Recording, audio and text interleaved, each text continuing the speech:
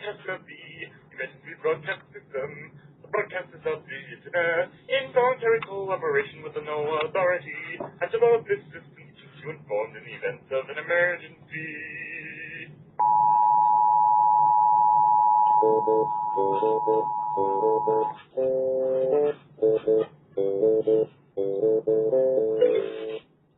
That intro keeps getting better and better. Anyways, this is JD Rage here alongside J.A. Liberty over here. WrestleRage Cast is underway. How's it going over there, Liberty? I'm doing pretty good, thank you. Alright, so to kick things off, we have a top 5 podcast, as in top 5 moments and top 5 divas. So, would you rather start with the moments or the divas? Top 5 divas. Alright. My 5th one will be Luna. Alright, well, we're almost in agreement on that. She made my list lower in the countdown. My number 5 is actually Natalia. Oh, cool. Why is Luna your number 5? She may have been a good wrestler and stuff, but her style was very interesting. Like, clothes-wise and hair-wise and stuff. I won't have a number 3 then, so...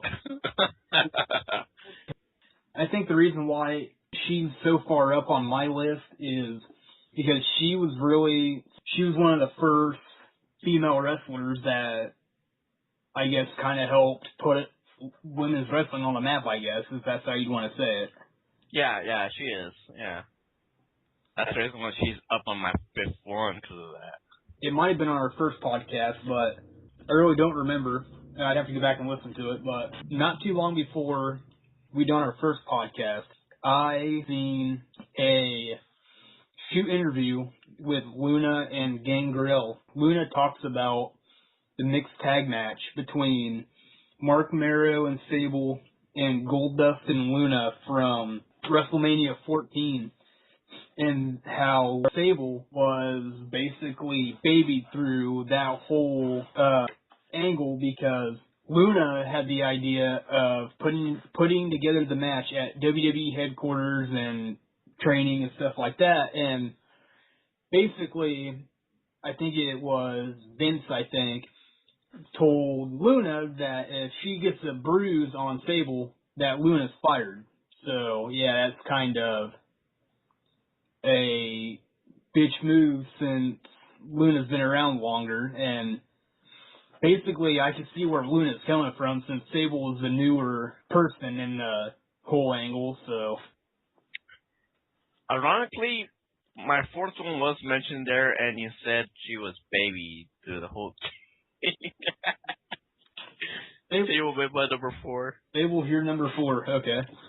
Yeah. My number 4 is actually Tamina. I think she is probably one of about 2 or 3 other women currently in WWE that actually deserve to be called a diva, so. Right. Which I also heard yesterday, I think it was, that Tamina is retiring at the end of the year, and that's all rumor, so I'm swearing to anything. Damn. So her reasoning was that she wants to do other things, so don't be too shocked if she comes back and says, yeah, hey, end of the year, I'm out of here, so. What the hell? What? She's just barely started in a way, don't you think? Well, yeah. I don't know, I guess it's just that the longevity is just not there anymore. I mean, look at CM Punk. I've heard that he wants to retire within the next couple years because he doesn't want to retire and not be able to do anything, while he's still able to. Right. The majority of those matches kind of like took a lot out of him. Oh yeah, and last night, I think it's next month, Ring of Honor they have their 11th anniversary show coming up, and someone posted a video from, I think, 2004 in Ring of Honor. It was AJ Styles versus CM Punk for their Freedom title, I think it is. The rules of those matches, those are kind of interesting. It was like a 17-minute match. The three main rules of the match were you only get 3 rope breaks during the entire match. If you break 3 moves by the rope, fourth time you go to the ropes to break it, you can't break it. You can hold on to the rope, but you're not forced to break it or anything. The second rule was there's no closed fist punching. The third rule was instead of having a 10-second ring out count, it's 20 seconds. Yeah, I noticed like some that have 20 seconds instead of 10 seconds. So what number are we on now? 3? Yeah, 3. Alright, you've heard my number 3, and that's Luna, so I've already... Right. My number 3 is Tori Wilson. Why Tori? Really, dude? Is it a boob comment? Yeah. Yep. Boob comment. Tori's been around for a while. She was in WCW, so, I mean, really, I can maybe consider her as a mainstay, so... Right. Alright, here's your number 2. You'll laugh at this one also. I'm gonna say Lita or Trish. Close. Mickey James. Alright, I mean, she's better used in TNA than she was in WWE anyway, so, Yeah. that kind of makes sense. If you compare the Divas to the Knockouts, they're not even really comparable. Yeah, it's like the Knockouts are better than the Divas. Exactly, I thought that for a while. I mean, I feel like you look hotter too. I was watching a Tommy Dreamer interview about a week and a half or so ago. Tommy Dreamer he was like the talent guy who would go hire people and stuff like that. Oh, talent scout? Yeah, pretty much, but he'd done a little bit of everything. And I guess Mickey James had came up to him and asked him, what do I got to do in order to get over here, to get my break? And Tommy Dreamer goes, go get boobs, then come back, then you'll have your shot. That's basically what's keeping you from getting your opportunity here. Wow, seriously? Dreamer says, she went and got boobs, she came back, look where she's at now. And the way I understood that was, look at how she was used in WWE after that happened. You can't really tell if they're fake or not. They just look that good. Right. Let's see, we're on 2, right? Yes. My number 2 is Lita. Just because I guess she kind of helped put the Divas on the map back in the early 2000s, late 99, 2000, somewhere in there. I mean, plus, hell, she could do moonsaults and hurricane ranas and stuff like that. I take that back. If this were ECW, it would be called the Coochie Rana. I take that back. The Coochie Rana! In the words of Joey Styles. Oh, yeah, I remember that. Which Lita was in ECW, by the way. The original ECW, that is. Yeah. As, Miss Congeniality, I think. I don't remember, really. That's who she was. So, Yeah, wasn't also Stacy Keibler in ECW? I don't think so. She was in WCW. I thought Tori Wilson was in WCW and Stacy Keibler was in ECW. They were both in WCW. Oh, okay. Now, here's your number 1. Maria. You know, I just realized What? I never gave you my number 5. I think you did. Did I? I think you said Natalia. Oh, I did. Yeah, that's who my number 5 is, but I don't remember saying it. So I know you gave me Luna as your number 5, then I talked about how she was my number 3, so that's about that, but I don't remember even saying that. Thanks for keeping me on track. But anyways, number 5, Natalia. Anyways. So you say it for the second time. Yeah. That's fine. So who's your number 1? Trish. She was pushed as the main diva, basically. Yeah, that was a battle between Trish and Maria, to tell you the truth. Trish is going into the Hall of Fame this year. Yeah, I know. Not too many divas ever gone to the Hall of Fame. I can think of one other one. Shit, what is her name? I'll think of it. That's her name? Shit. Yeah. So they're no shit. Interesting. There too. Sonny's in the Hall of Fame. Oh yeah, Sunny. Sonny and Wasn't there a time where she was back for a bit?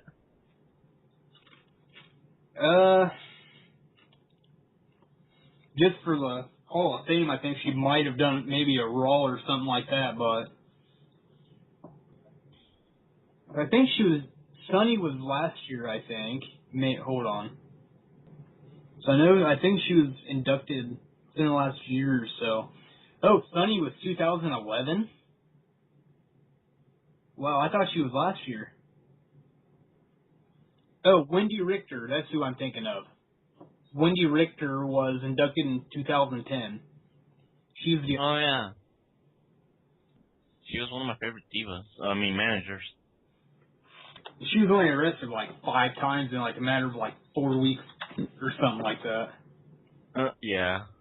Seen a video a week ago maybe about DDP helping out Scott Hall, which is really good because Scott Hall, he has battled alcoholism and stuff like that. So, yeah, it's a good sign that he's actually getting help.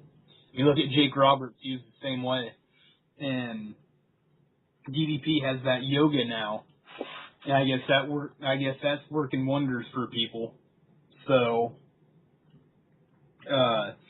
there was a video that came out. Well, DDP taped the video and it ended up getting out on the internet. Jake Roberts and DDP called Scott Hall, and they're talking to Scott Hall, and he's like, I just want to die, is basically what he said. And Jake Roberts is like, no. He's like, no, you need to come here. We'll get you going. We'll get you back on the right path. And there was a line that Jake Roberts said in that video, which really spoke the truth. He said something like, no, you don't want to die. Too many people love us, meaning the wrestlers in general, is that, they sort of have that rock star following, where it's like one person likes someone, but yet so does, possibly millions of other people, and if they die, they're all going to mourn them, Yeah. I mean, like, people, how they're mourning Chris Benoit, even though they're not too sure exactly what happened there. Oh, yeah, and people are going to always complain about that because they're going to say, well, he doesn't belong in the Hall of Fame because of what he done to his son and his wife. But yet, other people said, yeah, regardless of what happened, he needs to be inducted just because of his wrestling ability and what all he done in the business. And I mean, it's sad of how it ended for him, whether if he actually did if he actually did, kill his family, but, I mean, look at WWE. They put Mike Tyson in the Hall of Fame. It was for rape. He was arrested in 91. So, yeah, I mean, if WWE still inducts him, why not still induct Benoit? Right. But I guess, in their minds, they think that what Benoit was worse. Right. That's always going to be debated, though. People were, like I said, people were going to say, well, he doesn't need to be in it just because of what happened. Then other people were going to say, well, he needs to be in it just because of his wrestling ability. And, hey, I mean, in the end, this is what happened. Induct him before, induct his life before everything happened, so. Right. Like Eddie Guerrero, how he got inducted to the Hall of Fame because of all the stuff he's done, and he ended up dying because of heart failure, I think. Yeah, I don't agree with him being inducted so soon as he was. Yeah, me neither. I think, and in my opinion, the only reason Rey Mysterio won the world title at WrestleMania, and winning the Rumble was just because Eddie died. And that's my honest opinion about that. I think that too. Shut up, Mickey. You're not gonna go outside. Mickey James is over there? You lucky bastard. No. My sister's cat, Mickey. Well, I wish. You just now caught on. No, I caught on. Just, saying. I was explaining, but still, nonetheless, I wish. I mean, I'm not disrespecting him by saying that. It's just that, That's just like an honest opinion. Yeah, because it's like some of the guys that are deserving that are still alive, and that aren't even in yet. But Right, like Bob, back when he didn't get in until like this year. And even that was like in the 60s or something. Who? Bob Backlund. Backlund, yeah, he's going in this year, and like Bruno Sammartino, he's just going in this year. It took forever to even get him to want to go in, so that's kind of that's really not WWE's part there. That's Sammartino. Yeah. I mean, that's complete and total bullcrap. How they had Eddie Guerrero like within that same year. Yep, he died in November, and like 4 months later, he's in the Hall of Fame. Pretty much, yeah. I mean, look at Flair. Back in 2008, when he went in, he was in that career-threatening match with Michaels at WrestleMania 24, and he went in the night before WrestleMania in the Hall of Fame.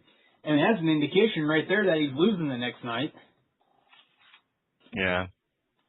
I mean, if I was in that situation and, I had the choice of when my career would be over, I'd want to on a stage like Mania, wouldn't you? I mean, it's the biggest event of the year. Right.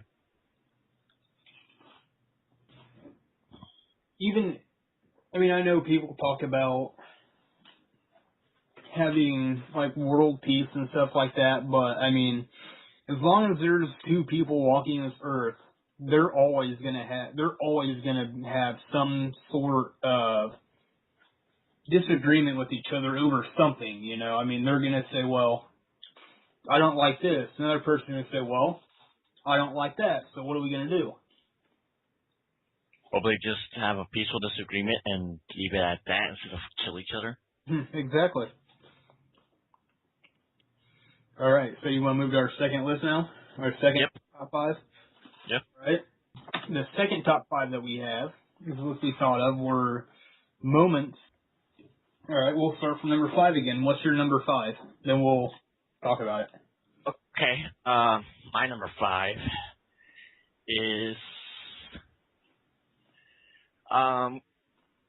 Crash sneaking up on the winner of the Hardcore Battle Royal and ended up taking the title from him. WrestleMania 2000? Yep. Now, why is that one of your favorite moments? Because at the time I was a Crash fan, and I thought he deserved a title, and I just thought it was hilarious how he done that. Which Crash Holly's dead, by the way. Yeah, I know. Sucks. The Houdini of hardcore. All right, my number 5 is, part of it's going to be kind of biased, but part of my number 5 is, well, I looked down and, yeah, there's number 5, so hey. Would be WrestleMania 4 and WrestleMania 10. The reason why WrestleMania 4 is one is my birth year. For one, that's just basically how it's biased. Then WrestleMania 10 is one of my favorite WrestleManias. Plus, that marks the 10th anniversary of WrestleMania, obviously. But that also states, as it being legitimate rather than, oh, well, companies don't even get past the first big event of whatever genre they're in of whatever business, but yet, to be around for your 10th big event, that's sort of phenomenal if you ask me. Right. Where WrestleMania is at now. Right. Rock Cena 2 at Mania happening. Bullshit. Which we won't talk about that. Right. Unless you want Nope, not very. No, I'm good. to. Okay. My number 4 would be the first ever ladder match between Shawn Michaels and what's his name? Razor Ramon? Yeah. Well, you're somewhat right. It's the first ladder match in WrestleMania, but it's also the second ladder match in WWE. That's what I meant, WrestleMania. Alright. Now, why is that one of your favorites? All the things that happened there, how Shawn Michaels, demonstrated ways to use the ladder, was pretty good. Their second ladder match was nothing compared to their first ladder match. Yeah. Alright, moving on. Yeah, moving on. Alright, so what's your number 4?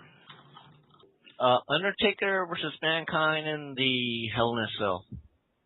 And why is that number 4? I thought we were number 3 already.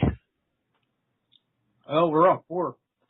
Because let's see, I thought number 5 was me saying Crash was the winner of the,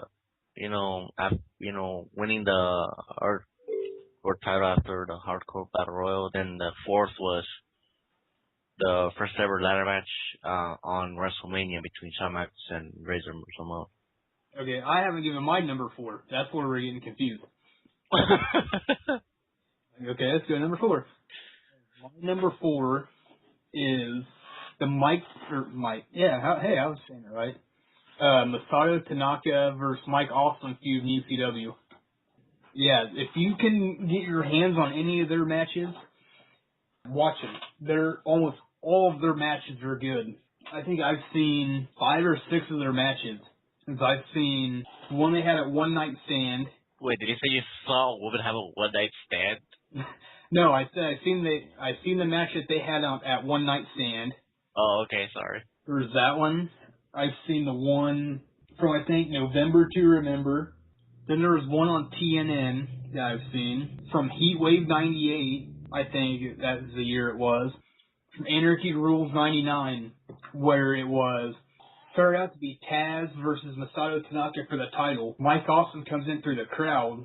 Paul Heyman comes out trying to get Mike Awesome to leave.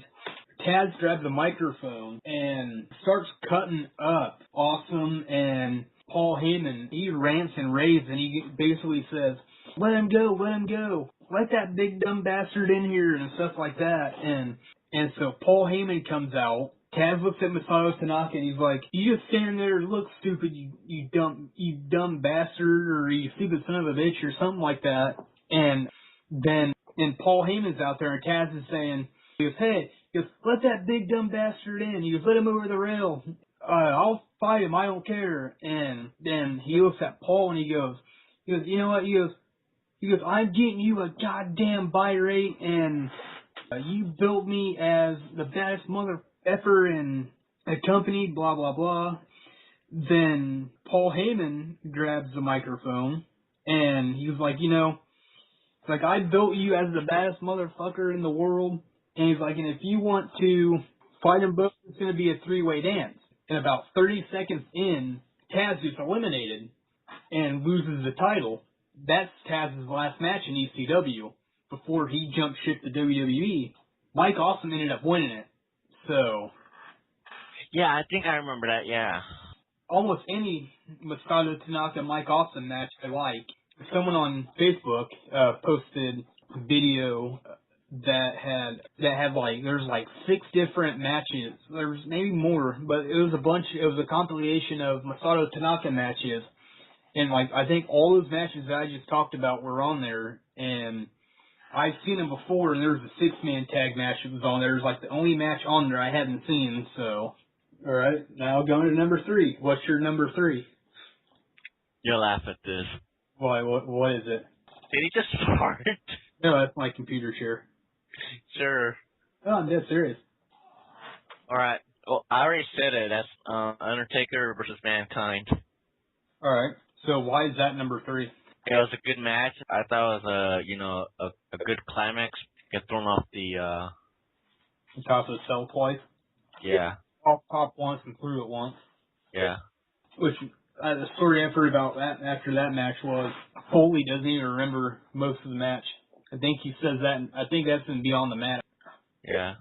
See, my number 3 is the Attitude Era, because that kind of basically took wrestling in general to a higher level. Because I mean, if you compare the Golden Era, like around WrestleMania 1-ish, maybe a couple years before that, up until 92, 93, somewhere in there, that'd be considered a golden era. I mean, that's kind of comparable to now because it's all PG oriented, but then you had the new generation era that started in like 93, 94, then 96, 97 is when the Attitude Era started. So I guess not only setting the tone, but I guess turning over a new stone. It's kind of a stupid comparison, but if WWE didn't have the Attitude Era, I don't think they would have survived Monday Night War. Because if they didn't have, they had to do something drastic just to compete with WCW.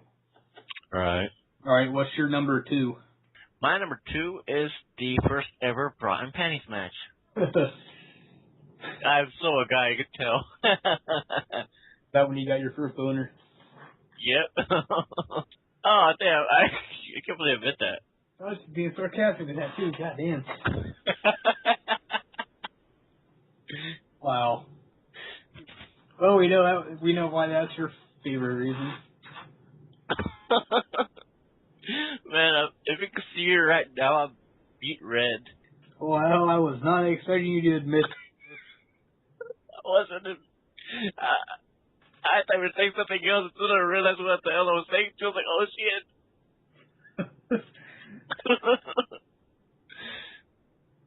Oh, wow. Shit, I'm fucking embarrassed. Wow. Oh, this is great. Bite me. Alright, we're up number 2, right? Yeah.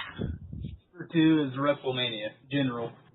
Because back then, Vince was taking over everything. Another thing, if it wasn't for WrestleMania, WCW would have had Starrcade and WWE would have had nothing as a big Super Bowl type show.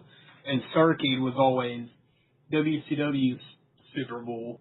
And if WrestleMania would have flopped, the very first one would have flopped, WWE would have went nowhere. I think they would not have lasted very much longer. I don't think they would have made it out of 86, 87 without folding. So, Right. which that sort of will come back to my number 1 moment. So, what's your number 1?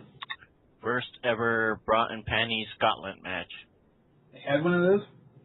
Yeah, you missed that? It was on Friday Night SmackDown, I think. One, I really just didn't watch it that much, but over the last year, 9 months or so is when I've really started watching it more.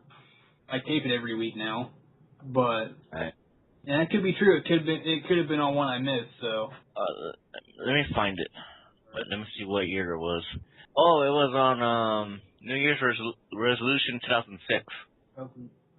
I think I have that on 2006. You said? Yeah. No, I don't have that one. I do not have that pay-per-view. I have 05 and 07, I think. Oh, okay. Yeah, you're right. Yeah, I don't have this. I've never seen that pay-per-view, so that's why I questioned it. Yeah. It was New Year's Resolution 2006, I meant. Oh, my bad. It's alright. At least I know there was that, though, nonetheless. Hey, I have one over you. That's hilarious. What? Never mind. Yeah, I have 07. Yeah, because it was Hardy versus Johnny Nitro in a cage. Crime Time defeated the Highlanders, World's Greatest Tag Team. Jim Duggan, Super Crazy, and Lance Cade, and Trevor Murdoch. Yeah, I have 07.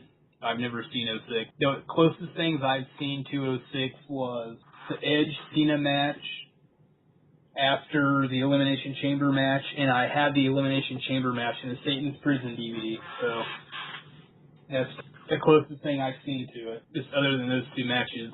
So we're at what, number 1 now? Yeah. And you gave your number 1, right? Yep. And my number 1 would be Vince buying the WWF, which became WWE. So the reason I say that is Vince bought the company from his dad. Vince ended up basically killing the whole territory scene, if this is what you want to call it. Right. Well, we've made it through 2 top 5 lists, and heck, we've only had, what, one similarity between the whole 2 lists? That is amazing. That is awesome. Right. Thank God we didn't play, like, categories. Hey, what letter did you roll? W. Oh. Yeah, all the matches that you have between the two, you guys. But anyways, anything you want to plug before we sign off? Make sure you're paying attention to what the other person is saying before you walk into something very humiliating. That's all I gotta say. Just be glad that so far I was the only person to hear that. Right? Oh, wow. Yeah, this has been a good show. Yeah. It's been a funny show. Yeah, it has. For our next episode, which hopefully will be come up in the next day or so, since Jay Liberty is not going to be in the country. Yep, I'm in Mexico for a few weeks. Yeah, we're shipping him back until we get our refund. This has been a quite entertaining podcast for once, other than not us screwing it up. So, Right.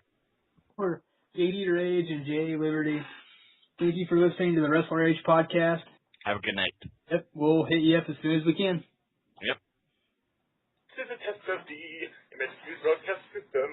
The broadcast is of the Internet in voluntary cooperation with the NOAA Authority has developed this system to keep you informed in the event of an emergency.